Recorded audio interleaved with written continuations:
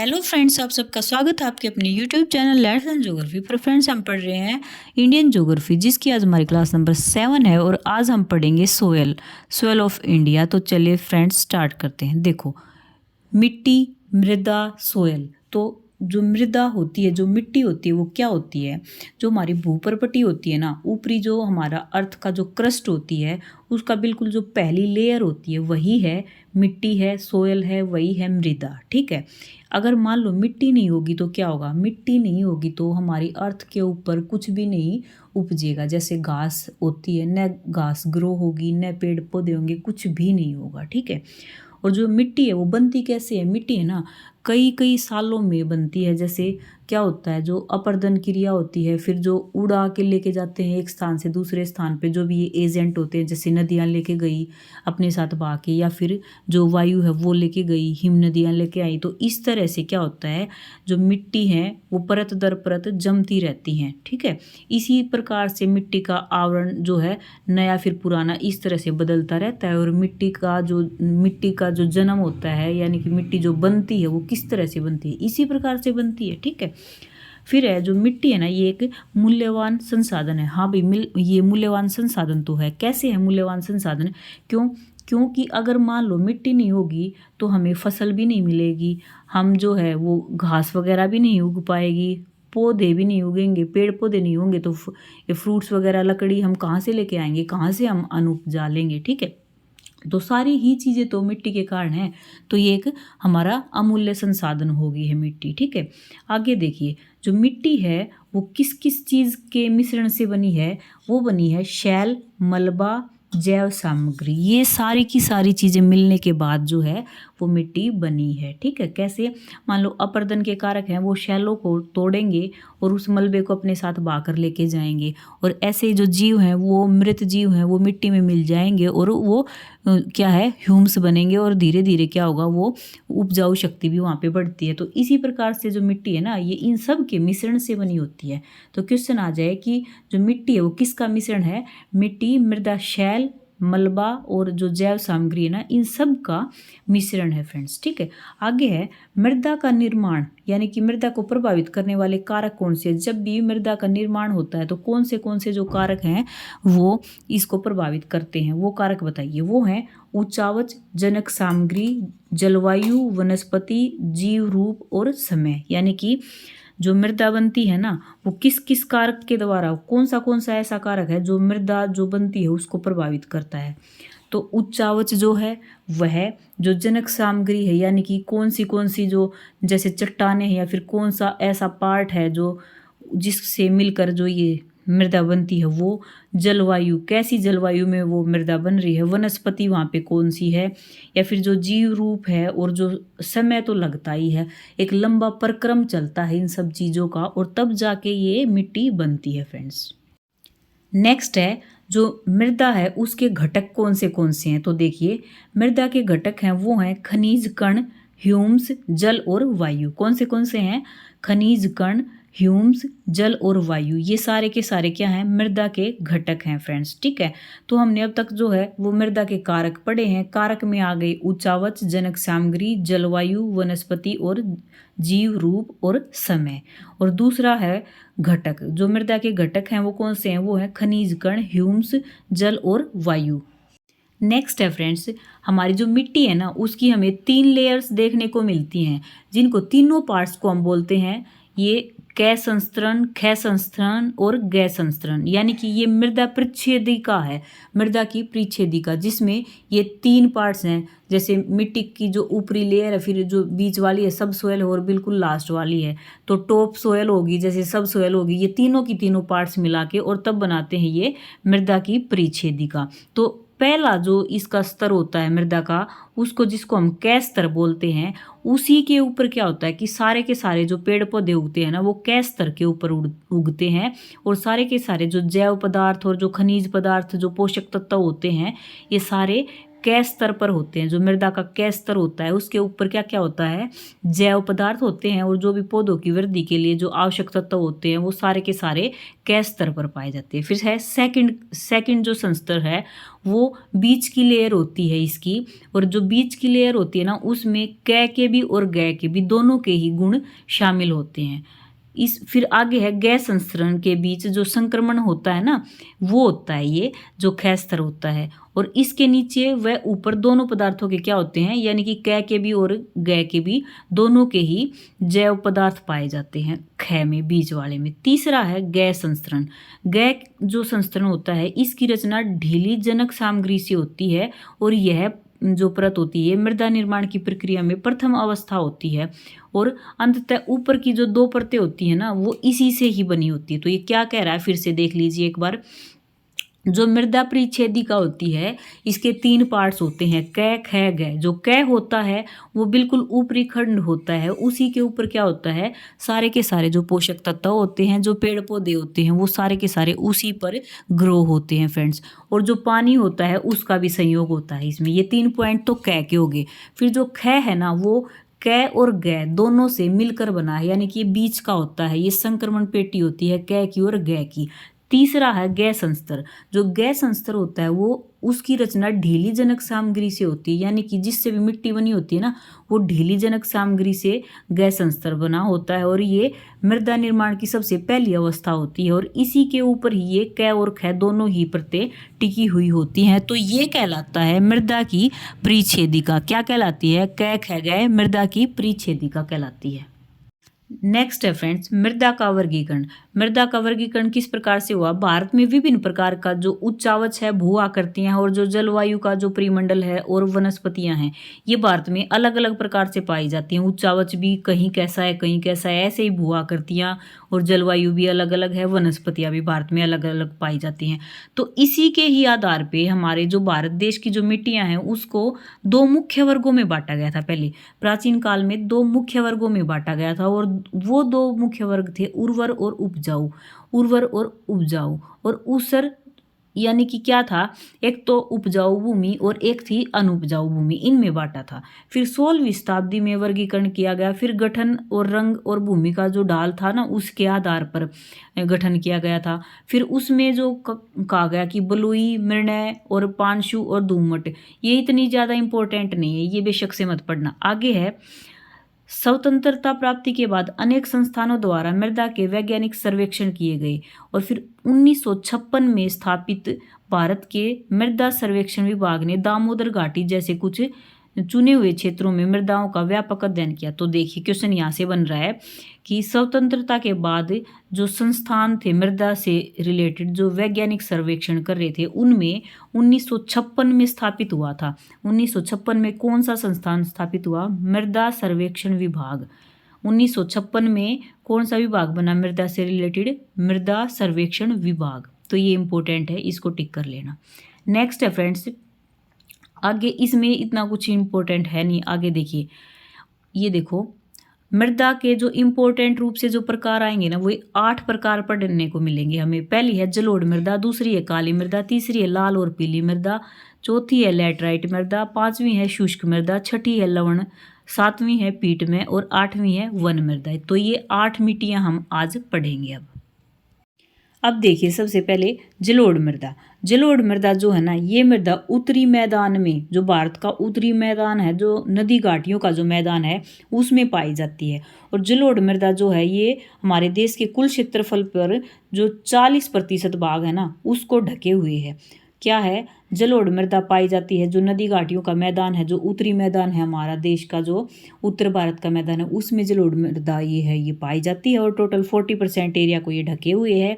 ये कैसे बनती है, ये नदियों के द्वारा जो निक्षेपण लाए जाते हैं ना उनके द्वारा जमाव से ये बनती हैं, ठीक है। और ये कहाँ कहाँ पाई जाती हैं, ये राजस्थान के एक संकीर्ण गलियारे से होती हुई ये गुजरात के मैदान में फैली हुई हैं। कहाँ कहाँ, राजस्थान से होते हुए, जैसे देखो पंजाब, हरियाणा, फिर राजस्थान, गुजरात, इधर इस वाली जो बेल्ट में ये हैं ये फैली हुई है। ये पूर्वी तट की जो नदियाँ हैं ना वो डेल्टा और नदियों की जो घाटियाँ होती हैं, क्या है कि जो भी पूर्वी तट की जो नदियाँ हैं प्रायद्वीप की, और जो उत्तर भारत का मैदान है और क्या है, ये नदी घाटियाँ जो हैं इस एरिया में ये जो मृदा है जलोढ़ मृदा ये पाई जाती है। और ये कैसी होती है जलोढ़ मृदा? ये जो जलोढ़ मृदा होती है ना, इसमें बलुई जो मिट्टी होती है वो भी, दोमट मिट्टी भी, और जो चिकनी मिट्टी है, इन तीनों मिट्टियों के गुण पाए जाते हैं इसमें जलोढ़ मृदा में। ठीक है, आगे है फ्रेंड्स, जो जलोढ़ मृदा है ना, इसमें जो पोटाश है उसकी मात्रा तो अधिक होती है और फास्फोरस की मात्रा होती है कम। क्या? पोटाश की मात्रा जलोढ़ मृदा में होती है कम और फास्फोरस की मात्रा होती है, सॉरी, पोटाश की तो अधिक होती है और फास्फोरस की मात्रा कम होती है। और गंगा के जो ऊपरी और मध्यवर्ती मैदान है ना, उसमें जो ये जलोढ़ मृदा है दो नामों से जानी जाती है, खादर और बांगर। आगे है जो खादर है वो प्रतिवर्ष जो बाढ़ के द्वारा जो निक्षेपण, जो नदियां हैं बाढ़ आती है और जो निक्षेपित कर देती है मलबे को, उससे जो मिट्टी जो जम के जो भी एरिया बनता है, मैदान बनता है, वहाँ पे जो मिट्टी होती है वो कहलाती है खादर। और जो पुरानी मिट्टी हो चुकी है ना, ये जलोढ़ मिट्टी जो नदियों द्वारा बहा के लाई गई थी और वो मिट्टी पुरानी हो चुकी है, वो कहलाती है खादर।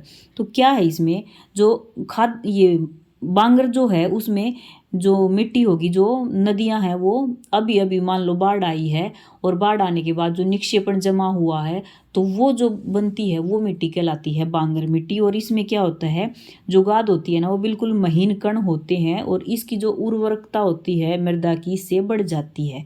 और जो बांगर है वो है पुराना जलोढ़। बांगर क्या है? बांगर है पुराना जलोढ़ और जो खादर है वो है नया जलोढ़। फिर से देख लीजिए, जो बांगर है, बांगर तो है पुराना जलोढ़ और जो खादर है ना वो बिल्कुल बाढ़ जब आई है और फिर निक्षेपित किया गया है मलबा, फिर जो मिट्टी बनी है, परत बनी है, वो कहलाती है खादर।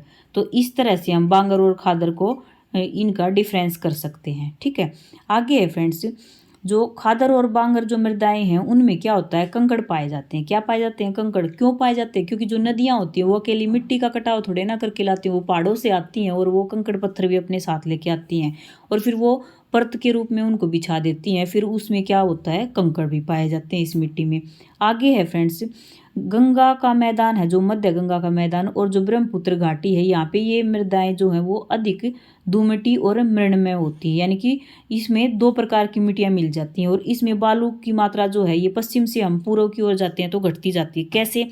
जो मान लो हमारा इंडिया में जो ऊपरी भाग है, जो नॉर्थ इंडिया है, इधर से जो नदियां हैं ये आ रही हैं और यहाँ पे जो पश्चिमी एरिया है ये वाला, जहाँ पे ये गुजरात और फिर ये राजस्थान वाला एरिया है ना, तो इस साइड रेत है और ऊपर से ये हैं, ये जलोढ़ मिट्टी लेके आ रहे हैं।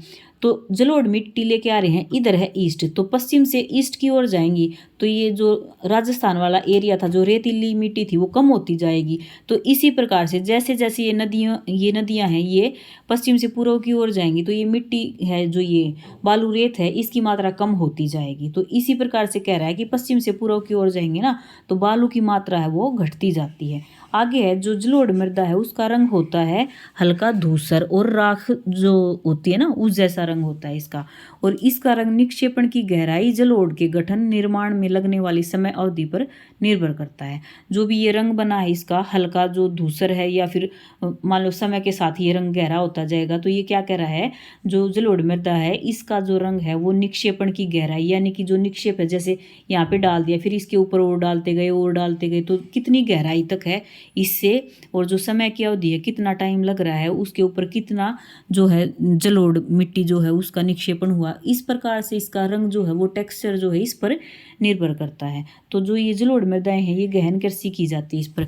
क्यों? क्योंकि जो जलोढ़ मृदा होती है ये नदियों के द्वारा निक्षेपण करके ला के बिछाई गई है और इसमें बहुत सारे खनिज तत्व पाए जाते हैं जो कि कृषि के लिए बहुत ही इंपॉर्टेंट होती है।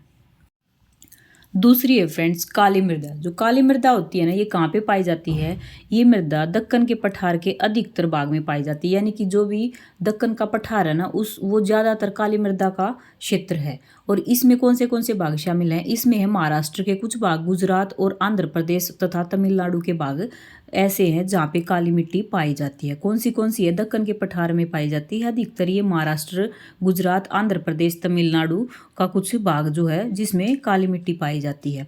और ये गोदावरी और कृष्णा नदियों के ऊपरी भागों में जो दक्कन का पठार है वहाँ पे, और जो उत्तर पश्चिमी भाग है उसमें गहरी काली मृदा पाई जाती है। कहाँ पे? गोदावरी और कृष्णा नदियों का जो ऊपरी भाग है दक्कन के पठार के जो उत्तर पश्चिम भाग में है वहाँ पे पाई जाती है गहरी काली मृदा। और इस मृदा मृदा को और किस नाम से जाना जाता है? काली मृदा को क्वेश्चन आ सकता है, काली मृदा को और किस नाम से जाना जाता है? रेगर या फिर कपास वाली काली मिट्टी, रेगर या फिर कपास वाली काली मिट्टी कहा जाता है काली मृदा को। और वैसे जो ये काली मृदा होती है इसकी विशेषता है वो कौन सी है? वो है ये मृणमय है, गहरी है और अपारगम्य है। अपारगम्य है इसका मतलब क्या है? अगर मान लो यहाँ पे बारिश हो गई है, यहाँ पे पानी आ गया है तो क्या होगा, बहुत ही धीरे धीरे यहाँ पे जो पानी है वो नीचे सिंक होके जाता है, बहुत ही धीरे धीरे जाएगा। ठीक है। आगे जो ये मृदा है ये गीले होने पर फूल जाती है और चिपचिपी हो जाती है। काली मृदा जो है वो गीली होने पर चिपचिपी हो जाएगी, फूल जाएगी और सूखने पर ये सिकुड़ जाती है। और जब शुष्क ऋतु आती है ना तो इसमें जो काली मिट्टी है इसमें दरारें आ जाती हैं, चौड़ी चौड़ी दरारें आ जाएंगी शुष्क ऋतु के समय। और ऐसा लगता है जैसे देखो इस तरह से होगा, इस तरह अलग अलग इस तरह से ये डिवाइड हो जाएगी, इसमें अलग अलग बड़ी बड़ी सी दरारें दिखाई देंगी और ऐसा लगता है जैसे स्वतः जुताई हो गई है। तो ये क्वेश्चन आता है, ऐसी कौन सी मृदा है जो शुष्क होने पर ऐसी लगती है जैसे स्वतः ही जुताई हो गई है? तो वो है काली मृदा। ठीक है। नेक्स्ट है, नमी के धीमे अवशोषण के कारण क्या होता है कि जो यहाँ पे जो नमी है ना वो धीरे धीरे खत्म होती है। तो क्या होगा, वहाँ पे जो भी फसलें हैं ना उनको लंबे टाइम तक क्या हो जाता है, पानी मिलता रहता है। ठीक है। नेक्स्ट है फ्रेंड्स, रासायनिक दृष्टि से जो काली मृदा है इसमें चूना पाया जाता है, लोहा पाया जाता है, मैग्नीशियम और एल्यूमिनियम पाया जाता है। तो काली मृदा है उसमें कौन से तत्व पाए जाते हैं? चूना, लोहा, मैग्नीशियम और एल्यूमिनियम पाया जाता है। और इसमें पोटाश की भी मात्रा पाई जाती है। क्या है? पोटाश की भी मात्रा पाई जाती है। लेकिन इसमें जो कम पाए जाते हैं वो कौन से तत्व हैं? फास्फोरस, नाइट्रोजन और जो जैव पदार्थ है ना उनकी कमी पाई जाती है काली मृदा में। और इसका रंग जो है वो गाढ़े काले और स्लेटी रंग से बीच में पाया जाता है। जो काली मृदा है इसका रंग गाढ़ा काला और स्लेटी के बीच की जो भी अलग अलग शेड्स होती है वैसा होता है। फिर से देख लीजिए, जो काली मृदा है वो दक्कन पठार के अधिकतर भागों में पाई जाती है। मोस्टली जो महाराष्ट्र का कुछ पार्ट है वो गुजरात, आंध्र प्रदेश, तमिलनाडु के भागों में ये पाई जाती है। और जो गोदावरी, कृष्णा की नदियाँ, ये नदियाँ हैं इनके भागों में, और जो दक्कन का पठार है उसके उत्तर पश्चिम भागों में ये काली मिट्टी पाई जाती है। इसका दूसरा नाम है रेगर या फिर कपास वाली मिट्टी। और जो ये मिट्टी होती है ना ये गिल्ली होने पर ये फूल जाती है और चिपचिपी हो जाती है और सूखने पर ये श्रिंक होके सिकुड़ जाती है जैसे, और ऐसा लगता है जैसे तो इसमें अपने आप ही जुताई की गई है। फिर है आगे हमने पढ़ा, लंबे समय तक काली मिट्टी में जो नमी है वो बनी रहती है। क्यों? क्योंकि धीरे धीरे इसमें जो पानी है वो रिस के अंदर जाता है। इसी कारण से क्या होता है कि शुष्क ऋतु में भी जो फसलें हैं उनको ये है नमी मिलती रहती है और उनका वर्धन काल होता रहता है। आगे है फ्रेंड्स, रासायनिक दृष्टि से इसकी जो विशेषताएं हैं, जो काली मिट्टी है उसमें चूना, लोहा, मैग्नीशियम और एल्यूमिनियम अधिक पाया जाता है। पोटाश की भी मात्रा पाई जाती है, लेकिन जो फास्फोरस है, नाइट्रोजन है और जो जैव पदार्थ है उनकी कमी पाई जाती है। नेक्स्ट है, जो काली मिट्टी है ना उसमें कौन सा कलर होता है? काली मिट्टी है जो उसमें स्लेटी से लेके और गाढ़ा जो काला रंग है उसकी अलग अलग शेड्स पाई जाती हैं। थर्ड जो मिट्टी पाई जाती है इंडिया में वो है लाल व पीली मिट्टी। लाल और पीली मिट्टी है वो कौन सी मिट्टी है? जो ये मिट्टी है ना ये दक्कन के पठार के पूर्वी भाग और दक्षिणी भाग में कम वर्षा वाले जो क्षेत्र हैं वहाँ पे पाई जाती हैं। जो लाल और पीली मिट्टी है वो दक्कन के पठार के पूर्वी भाग और दक्षिणी भाग में जहाँ पे वर्षा कम होती है ना वहाँ पे पाई जाती है। और ये जो मिट्टी है ये रवेदार आग्नेय चट्टानों से बनी होती हैं। लाल और जो पीली मिट्टी होगी वो रवेदार आग्नेय चट्टानों से बनी हुई होती है। और जो पश्चिमी घाट है उसके जो गिरिपदीय जो क्षेत्र है ना वहाँ पे एक लंबी पट्टी के रूप में जो दोमट मिट्टी है, ये मृदा है जो लाल और पीली ये पाई जाती है। और जो ये लाल और पीली दोनों मिट्टियाँ हैं ये कहाँ पे और पाई जाती हैं? ये उड़ीसा में पाई जाती हैं, छत्तीसगढ़ में पाई जाती हैं। और जो मध्य गंगा का मैदान है उसका जो दक्षिणी भाग है ना उसमें भी पाई जाती है लाल और पीली मिट्टियाँ। और जो ये मृदा है ना इसका जो लाल रंग है वो किस कारण से दिखाई देता है? वो लाल रंग है ना वो रवेदार और कायांतरित जो चट्टानों में जो लोहे के व्यापक जो विसरण है ना उससे पाया जाता है। यानी कि जो ये चट्टानें हैं, ये कायांतरित चट्टानें, उसमें लौह का जो अंश अधिक है और उसके टूटने से जो मिट्टी में मिल गया वो, और फिर इस कारण से जो ये लाल मिट्टी है ना इसका रंग लाल दिखाई देता है। और जब इसमें जल भराव हो जाता है यानी कि इस मिट्टी पर जो पानी है वो अधिक हो जाता है तो लाल मिट्टी ही पीली दिखाई देने लग जाती है। और जो महीन कण वाली लाल मिट्टी होती है ना वो प्राय उर्वर होती है और जो मोटे कणों वाली लाल मिट्टी होती है ना वो अनुपजाऊ मिट्टी होती है। आगे देखते हैं। आगे देखिए, जो सामान्यतः जो नाइट्रोजन, फास्फोरस और जो ह्यूम्स होते हैं इसकी कमी होती है लाल और पीली मिट्टियों में। फिर से देख लीजिए एक बार। लाल और पीली मिट्टी में हमने ये पढ़ा कि जो लाल मृदा है उसका विकास दक्कन के पठार के पूर्वी और दक्षिण भागों में जहाँ पे वर्षा कम होती है वहाँ पे होता है। और ये है ना लाल रवेदार आग्नेय चट्टान होती हैं जो उनके जो टूटने फूटने से मिट्टी में मिलने से है तब ये बनती हैं। और पश्चिमी घाट का जो गिरिपदीय क्षेत्र है वहाँ पे एक लंबी पट्टी में ये लाल दोमट मृदा पाई जाती है। और पीली और ये लाल मृदा ये उड़ीसा में और छत्तीसगढ़ में और जो मध्य गंगा का जो दक्षिणी भाग है मैदान का उसमें ये पाई जाती है। और क्या होता है जब है ना ये लाल मिट्टी है जब इसमें जल भराव हो जाता है यानी कि ये जल योजित हो जाती है उस टाइम पे ये पीली दिखाई देने लग जाती है। तो क्या है जो लाल मिट्टी है वो ही एक ही मिट्टी है लेकिन जब वो उसमें पानी की मात्रा अधिक हो जाती है तो वो पीली दिखाई देने लग जाती है। और इसके साथ साथ क्या है इसमें अगर मान लो छोटे महीन कण हैं लाल मिट्टी के तो वो मिट्टी है उर्वर यानी कि उपजाऊ। अगर मोटे कण हैं तो ये जो मिट्टी है ना ये अनुपजाऊ मिट्टी होती है। और सामान्यतः नाइट्रोजन, फास्फोरस और जो ह्यूम्स होते हैं उसकी मात्रा में भी कमी पाई जाती है मोटे कणों वाली लाल मिट्टी में। नेक्स्ट है फ्रेंड्स लैटराइट मिट्टी। लैटराइट मिट्टी में क्या है जो लैटराइट वर्ड है ना ये लैटिन शब्द से बना है और लैटिन शब्द है लेटर उससे बना है लेटराइट। लेटर शब्द का अर्थ है ईंट यानी कि लैटिन में लेटर को कहते हैं ईंट। लेटर जो है वो लैटिन वर्ड है जिससे बना है लेटराइट और लेटर का अर्थ है ईंट। ठीक है तो क्वेश्चन ऐसे ही बनेगा लेटराइट जो मिट्टी है उसमें लेटर शब्द है वो कहाँ से आया है कौन सी भाषा से आया तो आया है लैटिन से। या फिर पूछेगा लेटर का अर्थ क्या है लेटर का अर्थ है ईंट। आगे देखिए जो लैटराइट मृदा है ना वो उच्च तापमान और भारी वर्षा वाले क्षेत्रों में विकसित होती है। कहाँ पे पाई जाती है जहाँ पे अधिक तापमान होता है और भारी वर्षा होती है ना वहाँ पे पाई जाती है लैटराइट मिट्टी। और ये उष्णकटिबंधीय जो वर्षा के कारण हुए जो निक्षालन है तीव्र निक्षालन उसी का परिणाम है लैटराइट मिट्टी। यानी कि जो उष्णकटिबंधीय जो वर्षा है वो वाले क्षेत्र हैं वहाँ पे जो तीव्र निक्षालन होता है उसके कारण बनती है ये लैटराइट मिट्टी।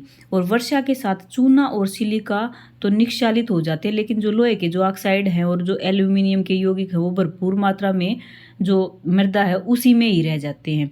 और फिर क्या होता है फिर जो उच्च तापमान में जो आसानी से पनपने वाले जो भी जीव होते हैं ना वो जो ये मिट्टी होती है लेटराइट मिट्टी इसमें जो भी ह्यूम्स होते हैं उनको नष्ट कर देते हैं जिसकी वजह से फिर क्या होता है इसका जो ये उपजाऊ थी ना उसमें ये अनुपजाऊ में कन्वर्ट होने लग जाती है। और धीरे धीरे जो ये मृदा है इसमें नाइट्रोजन फास्फेट और कैल्शियम है उसकी कमी आ जाती है फ्रेंड्स।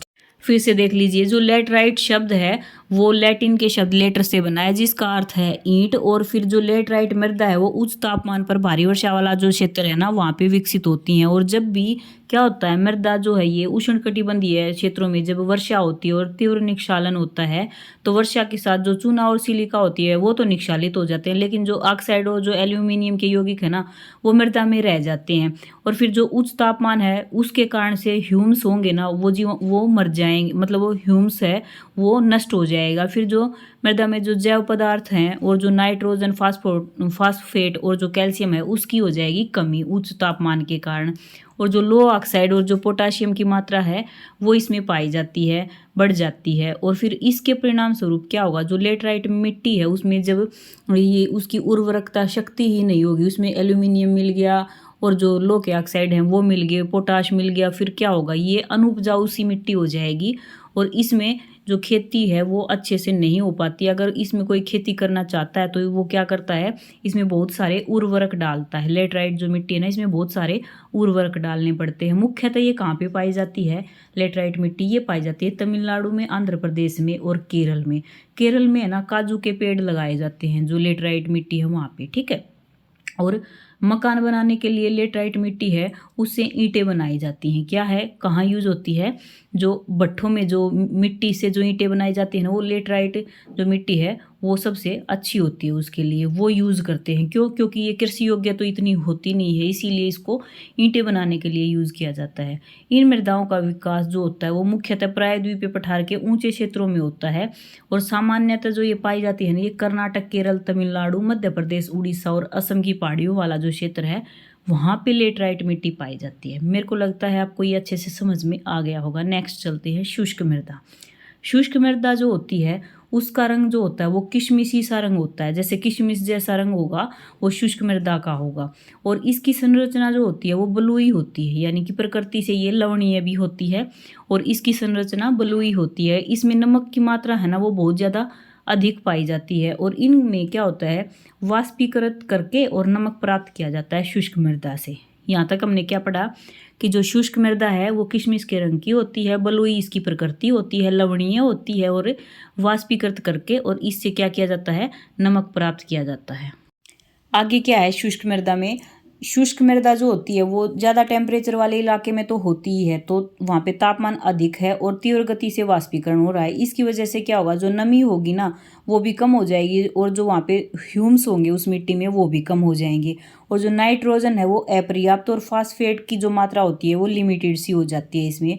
और नीचे की जो ओर है वो चूना है उसकी मात्रा बढ़ती जाती है, जिस कारण से क्या होगा, अलग अलग ये संस्तर बन जाएंगे, परत बन जाएंगी और उसमें कंकड़ों की परत बनती हुई चली जाती है। ठीक है, आगे मृदा की तली में जो कंकड़ों की परत बनती है ना उसके कारण क्या होता है कि जो वो मृदा है वो धीरे धीरे उसमें पानी का रिसाव हो पाता है, धीरे धीरे शुष्क मृदा में पानी का रिसाव हो पाता है। जब धीरे धीरे पानी का रिसाव होगा तो क्या होगा फ्रेंड्स, वहाँ पे पानी का रिसाव होगा कम और पानी का रिसाव कम होगा जब पानी ऊपर है और ज़मीन के ऊपर और धीरे धीरे नीचे जा रहा है, तो जो फसल है उसको काफ़ी लंबे टाइम तक जो पानी मिलता रहेगा और जो फसल है ना उसकी वृद्धि अच्छे से होती रहेगी।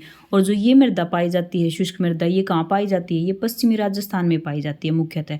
वैसे इस मृदा को क्या बोलते हैं, अनुर्वर मृदा बोलते हैं, यानी कि ये मृदा जो है ये उपजाऊ नहीं होती है। क्यों, क्योंकि इसमें ह्यूम्स और जैव जो होते हैं उसकी मात्रा बहुत ही कम पाई जाती है और ये क्या होती है, इसमें कंकर ज़्यादा होते हैं, यानी कि ये पथरीली भी ज़्यादा पाई जाती है। नेक्स्ट है लवणीय मृदा। जो लवण मृदा होती है उस मृदा को और किस नाम से जाना जाता है, ऊसर मृदा के नाम से जाना जाता है लवण मृदा को। फिर जो ये लवण मृदा है इसमें कौन से ऐसे पदार्थ हैं जो लवणीय मृदा में पाए जाते हैं, वो है sodium, potassium, magnesium. Sodium, potassium और मैग्नीशियम जो है वो पाए जाते हैं लवणीय मृदा में। तो क्या है, जो लवणीय मृदा है वो ऊसर मृदा कहलाती है और इसमें जो पदार्थ पाए जाते हैं वो है सोडियम, पोटेशियम और मैग्नीशियम।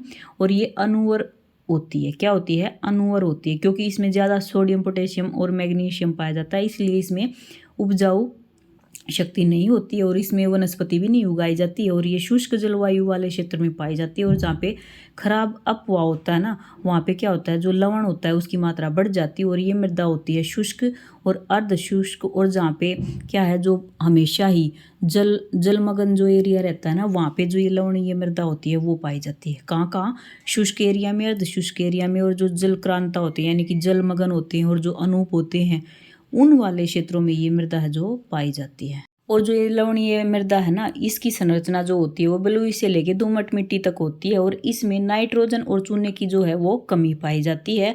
और जो लवणीय मृदा होती है उसका प्रसार लगभग सबसे अधिक कहाँ पे है, वो है पश्चिमी गुजरात में, पूर्वी तट पर और डेल्टाओं में, और पश्चिमी बंगाल का जो सुंदरवन क्षेत्र है वहाँ पे, और कच्छ कारण जो है वहाँ पे दक्षिणी पश्चिमी मानसून के साथ नमक के कण आते हैं यहाँ पे, जो कि एक पपड़ी के रूप में ऊपरी सतह पर जमा हो जाते हैं। क्या कह रहा है कि जो ये लवणीय मृदा है ना इसकी संरचना कैसी है, बलुई मिट्टी से लेके और दोमट मिट्टी तक ये पाई जाती है, यानी कि जो रेत होता है ना उससे लेके और दोमट मिट्टी तक के जैसी ये लवणीय मृदा है वो होती है। इसमें नाइट्रोजन की और चूने की मात्रा कम होती है, पोटासियम, सोडियम की मात्रा अधिक होती है। और जो लवणीय मृदा है इसका अधिकतर प्रसार है ना वो पश्चिमी गुजरात में, पूर्वी तट पे, और जो डेल्टा है वहाँ पे, पश्चिमी बंगाल जो है सुंदरवन है वहाँ पे, और कच्छ कारण है ये वाला जो क्षेत्र है वहाँ पे है ये लवणीय मृदा जो है वो पाई जाती है। अच्छा, लवणीय मृदा में होता क्या है, लवणीय मृदा में ये होता है या तो अधिक शुष्क ज़मीन हो या अर्ध शुष्क हो या फिर वहाँ पे सारा साल पानी भरा रहता हो ऐसा एरिया हो या फिर अधिक नमी वाला क्षेत्र हो, तो वहाँ पे लग जाती है ये लवण। इसको हम है ना लोकल में बोलते हैं, इसको लोकल में नूनी लग गई है भाई। तो नूनी लग जाना यानी कि एक पपड़ी सी ऊपर आ जाती है सतह के ऊपर, जो ज़मीन का ऊपरी भाग है ना उस पर सफ़ेद सफ़ेद नमक के जैसे कण पड़े हों ऐसा लगता है, तो उसको हम लोकल में कहेंगे नूनी लग गई है भाई, यानी कि ये हो गई लवणीय और अब इस पर कुछ भी नहीं होगा, ये अनुपजाऊ भूमि हो गई है। ऐसा इस तरह से ये भूमि होती है। और ये कहाँ कहाँ हो सकती है, जहाँ पे है ना अधिक जो हम जैसे हम अधिक ये खाद वगैरह यूज़ कर रहे हैं, अधिक खाद के यूज़ से भी जो ज़मीन है वो लवणीय हो जाती है फ्रेंड्स। यानी कि जो अधिक हरित क्रांति वाले क्षेत्र हैं वहाँ पे भी जो जलोढ़ मृदाएँ हैं ना वो लवणीय हो जाएँगी, और जो शुष्क जलवायु वाली दशा है वहाँ पे अत्यधिक सिंचाई कर दी जाएगी तो भी वहाँ पे ये लवणीय ज़मीन हो जाएगी, वो वाली भूमि जो है वो लवणीय हो जाएगी।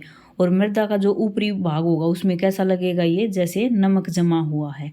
और आजकल कहाँ पे, पंजाब में और हरियाणा में क्या किया जा रहा है, हरित क्रांति के नाम पे बहुत सारी खाद यूज़ कर रहे हैं, बहुत सारी खाद यूज़ कर रहे हैं, तो वहाँ पे क्या हो गया, अब वो लवणीय हो गई है वो भूमि। वहाँ पे अब है जो पहले जो ये कहा जाता था ना कि यहाँ पे बहुत सारा जो जैसे धान वाली खेती होती थी इधर पंजाब हरियाणा की, और अब वहाँ पे पूरी की पूरी ज़मीन धीरे धीरे खराब होती जा रही है, लवणीय होती जा रही है, वो अनुपजाऊ होती जा रही है। किस कारण से, क्यों, क्योंकि वहाँ पे ज़्यादा खाद डाल ली गई है, ठीक है, जिप्सम वगैरह की सलाह दी जाती है अब उसको ठीक करने के लिए।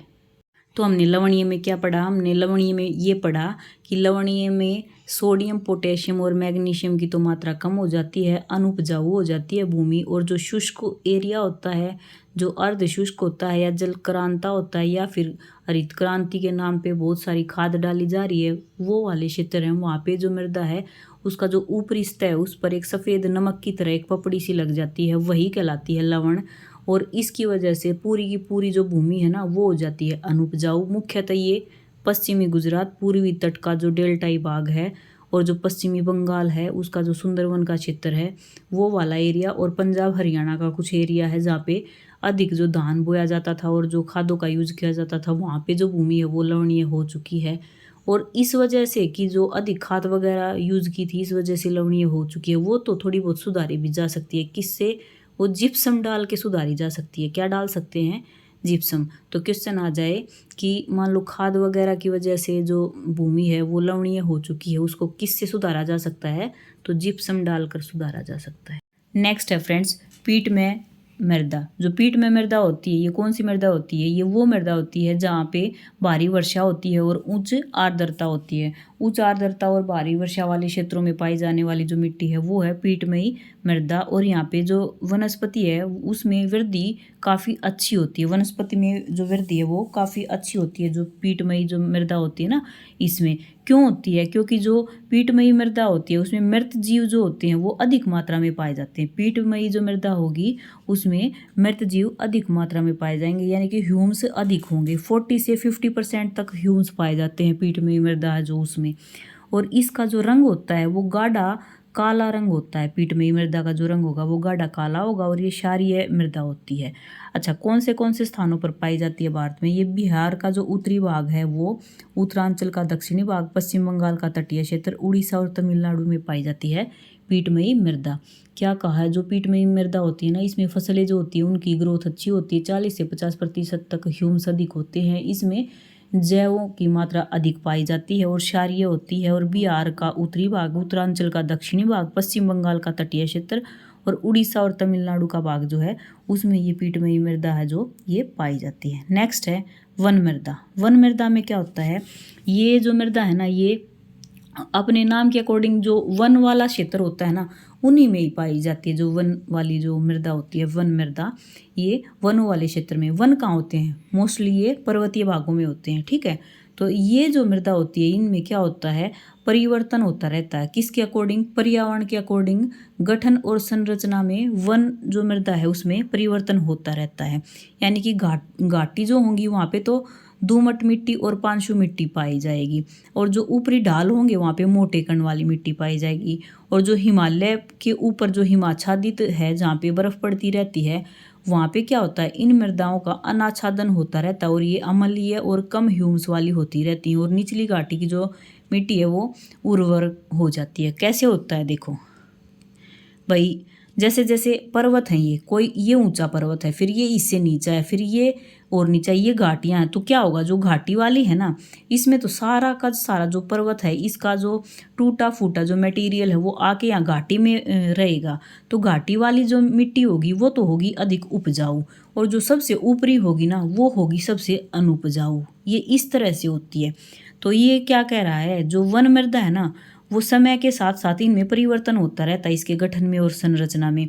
तो जो घाटियों में पाई जाती है जो मिट्टी वो तो है दोमट मिट्टी और पांशु मिट्टी, और जो ढाल हैं वहाँ पे मोटे कण वाली मिट्टी पाई जाती है। और जो बिल्कुल ऊपर चोटी वाला एरिया हिमालय वाला, वहाँ पे क्या होगा, बर्फ़ अधिक पड़ती रहती है और वहाँ पे क्या होता है, अपरदन वगैरह भी अधिक होता रहता है, अनाच्छादन भी अधिक होता रहता है। और क्या है, अम्लीय जो कण है और जो ह्यूम्स है ना, वो ऊपर वाला एरिया जो है वहाँ पे कम होता है। ह्यूम्स कम होंगे जो हिमाच्छादित क्षेत्र है वहाँ पे, तो उर्वरकता भी कम होगी। और जो निचली घाटियाँ हैं उसमें जो है वो ह्यूम्स अधिक होंगे, तो उर्वरकता भी अधिक पाई जाएगी। अब नेक्स्ट है फ्रेंड्स, कुछ 2-4 और टर्म्स हैं, हम वो देख लेते हैं। जैसे मृदा अवकर्षण क्या होता है, मृदा अपरदन क्या होता है, रोकने के क्या उपाय हैं, इस तरह से हम देख लेते हैं। मृदा अवकर्षण, जो मृदा अवकर्षण है वो क्या होता है, वो मृदा अवकर्षण को हम मोस्टली किसके रूप में परिभाषित करते हैं, जो मृदा की उर्वरता में जो ह्रास आता है ना, उसको हम कहते हैं मृदा अवकर्षण। तो मृदा अवकर्षण क्या हुआ, मृदा की उर्वरता में, उपजाऊपन में कमी आ जाना, ह्रास आ जाना ही कहलाता है मृदा अवकर्षण। इससे आगे और क्या है, जो मृदा अवकर्षण है वो होता कैसे है। जो मृदा अवकर्षण है ना, वो अलग अलग तरीके से होता है। जैसे देखो, जो पवनों की गति होती है, जो वर्षा की मात्रा होती है, उसके अकॉर्डिंग हो जाता है। भू आकृति है उसके अकॉर्डिंग हो जाता है। भू आकृति के अकॉर्डिंग देखो, सबसे पहले भू आकृति यानी कि मान लो पर्वत है, जो पर्वत का ऊपरी भाग है, हमने अभी अभी पढ़ी थी, जो पर्वत, ये जो मिट्टी ये थी ऊपर, ये हमने वनों वाली पढ़ी थी उसमें, कि जो पर्वत का बिल्कुल ऊपरी भाग है वहाँ पे क्या होगा, वहाँ पे ये हिम गिरेगी, हिमाच्छादित होगा और धीरे धीरे वहाँ पे कटाव वगैरह होता रहेगा और ऊपर से मिट्टी लुढ़क कर नीचे आएगी बर्फ़ के साथ साथ। तो ऊपर वाली जो उपजाऊ मिट्टी थी उसमें उसके उपजाऊपन का ह्रास हो गया, उर्वरता का ह्रास हो गया, ठीक है। और जो घाटी वाली मिट्टी थी वो होगी अधिक उपजाऊ। अगली है पवनों की गति। पवन क्या करती हैं, अगर तेज पवनें आती हैं तो मिट्टी को ऊपरी भाग को उड़ा ले जाती हैं। तो ऊपरी भाग पर ही तो होते हैं ना ह्यूम्स वगैरह, तो उर्वरकता में कमी आ जाती है। फिर है वर्षा, अधिक वर्षा आ जाती है, वो भी मिट्टी का जो ऊपरी भाग है, टॉप सोयल है, उसको काट देती है, जिससे उपजाऊ शक्ति उसकी कम हो जाती है। फ्रेंड्स आगे देखते हैं। नेक्स्ट है फ्रेंड्स मृदा अपरदन। मृदा अपरदन क्या होता है कि मृदा का जो ऊपरी जो टॉप सोयल होती है उसका जो आवरण है मृदा का, उसका विनाश हो जाना ही क्या कहलाएगा, मृदा अपरदन कहलाएगा। यानी कि मृदा का जो ऊपरी भाग है, मृदा का जो आवरण है, उसका विनाश हो जाना क्या कहलाएगा, मृदा अपरदन कहलाएगा। दो मुख्य कारक हैं। दो मुख्य कारक कौन से हैं, बहता हुआ जल और पवन। ये दो ऐसे कारक हैं, ऐसे एजेंट हैं अपरदन के, जो कि मृदा का अपरदन बहुत ज़्यादा कर देते हैं। जैसे बहता हुआ जल जो होगा वो कैसे करेगा, बहता हुआ जल होगा या फिर जो बारिश आएगी वो क्या करेगी, नालिकाओं के रूप में मृदा का जो कटाव है वो करेगी। और क्या है, जो हवा है वो हवा कैसे करेगी, हवा ऊपरी परत को बहा कर ले जाएगी, उड़ा कर लेके जाएगी। इस तरह से ये मिट्टी का अपरदन करते हैं। और क्या होता है फ्रेंड्स, जो बार बार जो ये हवा आती है तेज़ गति से, या फिर तेज़ जो नदियां हैं वो बह के आ रही हैं, या फिर तेज़ बारिश हो जाए, उसकी वजह से जो मिट्टी का जो अपरदन होता है, ऊपर का भाग जो है वो हट जाता है और उड़कर या फिर बह के कहीं और चला जाता है, वही कहलाता है मृदा का अपरदन। इसके अलावा जो मृदा का अपरदन है वो कैसे होता है, उसके लिए कुछ मानवीय गतिविधियां हैं जो उत्तरदायी है मृदा के अपरदन के लिए। वो हैं, जनसंख्या बढ़ने के कारण क्या हो रहा है, भूमि की मांग बढ़ रही है, भाई कृषि हो गया, भूमि भी चाहिए, रहने के लिए भूमि भी चाहिए, और लोग उद्योग धंधे लगा रहे हैं उसके लिए भी भूमि चाहिए। तो लोग क्या कर रहे हैं, ये वनों को काटते जा रहे हैं। वनों को काटेंगे तो क्या है, पेड़ क्या है, पेड़ तो जो मिट्टी है उसको जकड़े रहते हैं। अगर पेड़ ही कट जाएगा तो जो मिट्टी है उसकी जकड़ जो है, पकड़ है, वो कम हो जाएगी और वो बह के जाएगी। दूसरा है, ये कृषि और मानव बस्तियाँ हमने पढ़ लिया इसमें। फिर है वनस्पति को साफ कर रहे हैं, हाँ ये भी हमने पढ़ लिया। जैसे कृषि के लिए कर रहे हैं, वनों के इसके लिए, उद्योग धंधों के लिए कर रहे हैं, घर बनाने के लिए कर रहे हैं। तो इस तरह से क्या कर रहे हैं, वो मृदा जो है उसका ह्रास कर रहे हैं, उसका अपरदन कर रहे हैं।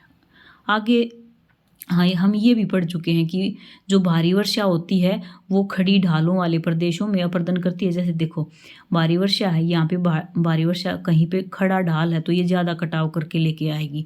अगर समतल है तो उसके ऊपर इतना ज़्यादा कटाव नहीं कर पाएगी जो तेज़ बारिश आएगी। और जो हवा है वो हवा, ये बहता हुआ जल तो हो गया खड़ी ढालों पर, और जो हवा हो गया वो प्लेन एरिया जो है या फिर जो रेतीले भाग हैं वहाँ पे अधिक अपरदन करती है। एक टर्म ये देखिए फ्रेंड्स, जिस प्रदेश में अवनालिकाएं या फिर बीहड़ अधिक होते हैं ना, वो कहलाती है उत्कात भूमि स्थलाकृति। क्या कहलाती है, उत्कात भूमि स्थलाकृति कहलाती है, जहाँ पे अवनालिकाएं या फिर बीहड़ अधिक होते हैं। तो क्वेश्चन आएगा कि बीहड़ क्या होते हैं। जिन प्रदेशों में अवनालिकाएं होती हैं या फिर आज जिन प्रदेशों में बीहड़ों की संख्या अधिक होती है वो कहलाता है उत्खात भूमि स्थलाकृति। एग्जाम्पल के लिए जो चंबल नदी की द्रोणी है वहाँ पे बहुत सारे बीहड़ पाए जाते हैं, तो वो भूमि कैसी है, उत्खात भूमि है ये, ठीक है। इसके अतिरिक्त और कौन सी जगह पे है, तमिलनाडु में और पश्चिम बंगाल में भी उत्खात भूमि पाई जाती है फ्रेंड्स।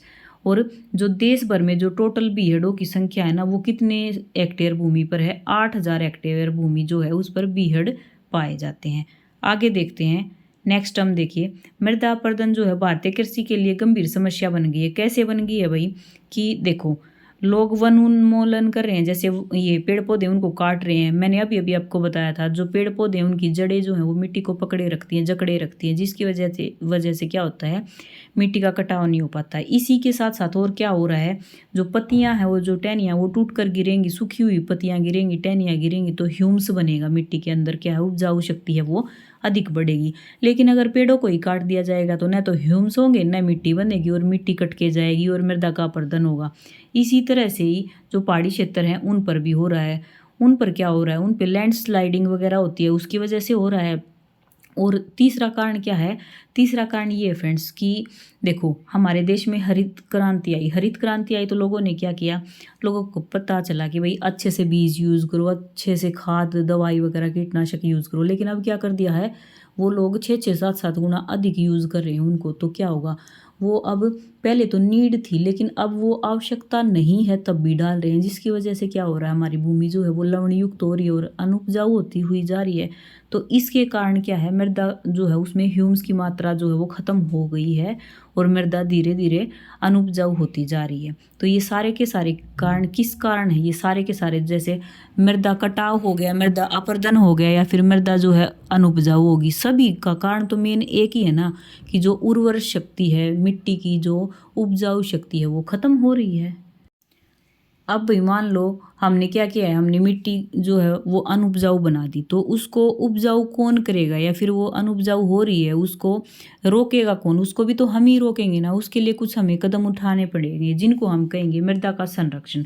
यानी कि जो मनुष्य है वो कुछ ऐसे प्रयास करे जिससे मिट्टी जो है उसका कटाव कम हो, उसका जो अनुपजाऊ हो चुकी है वो फिर से उपजाऊ हो जाए। उसके लिए मानव क्या कर सकता है, देखो सबसे पहले तो पेड़ लगाए, अधिक से अधिक पेड़ लगाएगा तो क्या होगा, फिर से ही जो मिट्टी है उसमें इतना ज़्यादा कटाव नहीं हो पाएगा। दूसरा है जो खुली भूमि है, मान लो जो ढलान बाग है जो, उस पर क्या करेगा, ढलान ये बाग है उस पर खेती की जा रही है। अगर उस पर खेती की जा रही है तो अगर हम उसके ऊपर सीढ़ीदार खेत बना लें, तो सीढ़ी नुमा खेत बनाएंगे तो कम तो पानी यूज होगा और अच्छे से फसल भी हम प्राप्त कर सकते हैं। और तीसरा पॉइंट क्या है, तीसरा पॉइंट है जैसे हमने अतिचारण कर लिया है। अतिचारण किया यानी कि क्या किया, हमने अधिक से अधिक भूमि को जहाँ पे हमने पशुओं को चराया, जिसकी वजह से क्या हुआ, पशु चरने गए तो उनके खुरों से जो मिट्टी है वो उखड़ी है, फिर वो मिट्टी है ऊपर वाली जो लेयर है उपजाऊ थी वो हट गई वहाँ से, फिर वो भी तो अनुपजाऊ हो रही है ना कहीं ना कहीं। तो अतिचारण को रोका जाए। तीसरा है स्थानांतरी कृषि। स्थानांतरी कृषि दाव और कतरन, यानी कि पहले पेड़ों को काटो फिर वहाँ से जला दो और वहाँ पे कृषि करो, जब उसकी उपजाऊ शक्ति कम हो जाए फिर और कहीं चले जाओ। तो ऐसे तो भाई कि सारे ही जंगल काट देंगे, तो स्थानांतरी जो कृषि है वो हमें बंद करनी होगी।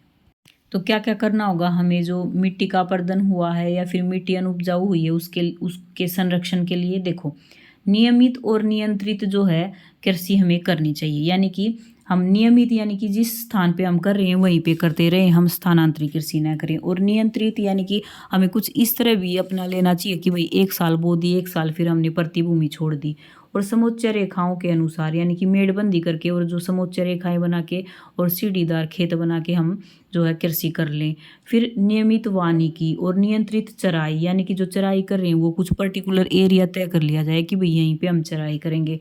और जो आवरण फसलें हैं वो उगा के और जो मिश्रित खेती है वो करके शस्यावर्तन, ये सारे के सारे उपचार किस चीज़ के लिए हैं, जो मृदा है उसके संरक्षण के लिए है।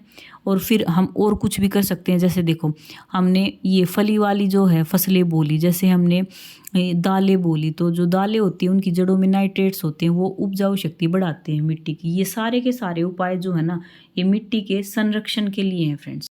और इसके अतिरिक्त रोपण कृषि करके, रोपण कृषि करेंगे, क्या करेंगे हम, जो पेड़ पौधे हैं वो लगाएंगे और फिर उनसे फल प्राप्त करेंगे। तो जो पेड़ हैं वो जड़ों में मिट्टी को बांध के रखेंगे, जिससे मिट्टी का संरक्षण होगा। नेक्स्ट पॉइंट है शुष्क और अर्ध शुष्क जो क्षेत्र है वहाँ पे जो कृषि योग्य भूमि है वहाँ बालू के टीलों पर वृक्षों की रक्षक मेखला लगाकर, रक्षक मेखला कैसे लगाना, जैसे देखो मान लो ये खेत है, 1 मिनट रुकिए, देखिए ये खेत है, तो इसके दो तरफ मेड़ों पर हमने मान लो पेड़ लगा दिए, यहाँ पे लगा दिए और यहाँ पे दो तरफ लगा दिए और दो तरफ से छोड़ दिया हमने, तो यहाँ पे ये रक्षक मेखला होगी। मान लो इधर से हवा आ रही है तो ये मिट्टी जाके इधर जाएगी तो पेड़ इसको रोक लेंगे और आगे जाने से, और फिर इधर से आवाज़ आ रही है तो दूसरी साइड पेड़ रोक लेंगे। इस तरह से ये पेड़ रक्षक मेखला का काम करेंगे जो मिट्टी कटाव को रोकेंगे फ्रेंड्स। ठीक है, आगे देखते हैं। नेक्स्ट देखिए ये फुल फॉर्म आती है इसकी CAZRI।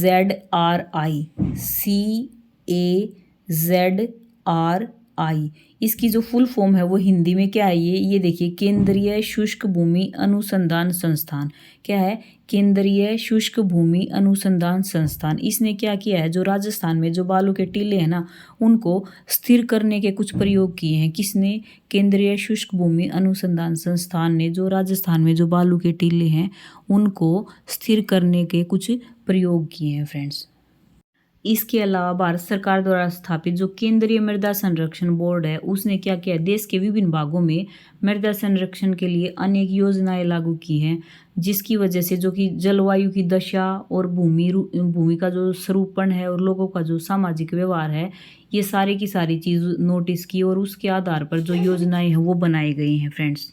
फिर लास्ट में बताया गया है कि जो मृदा संरक्षण है ना उसका सर्वोत्तम उपाय यही हो सकता है कि इसको मृदा को संरक्षित करने के लिए अलग अलग योजनाएं बनाई जाए। मृदा की जो भूमि है, उपजाऊ भूमि है, जो अनुपजाऊ भूमि है और जो मीडियम है उसका क्या है अलग से मैप बनाया जाए और फिर जिस तरह से उसका प्रयोग किया जा सकता है उसकी शक्ति के अकॉर्डिंग, जो उपजाऊ शक्ति उसके अकॉर्डिंग वो यूज़ किया जाए। और अलग अलग इसी तरह से जब योजनाएं बनाई जाएंगी और उन पर काम किया जाएगा ना तो ही इसका संरक्षण किया जा सकता है।